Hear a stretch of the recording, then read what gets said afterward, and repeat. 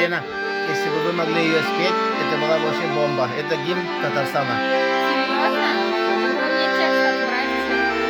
Я сама выучу. Это вообще. Сразу вот сидят, все глазки вытирают.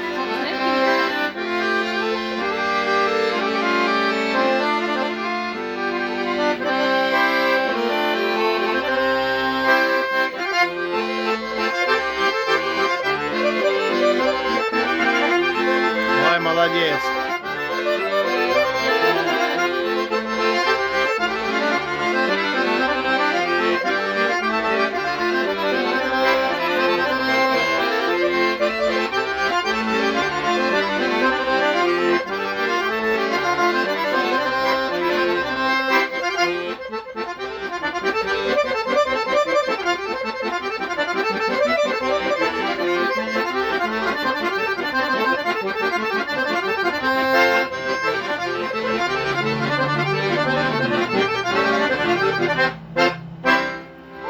Молодец.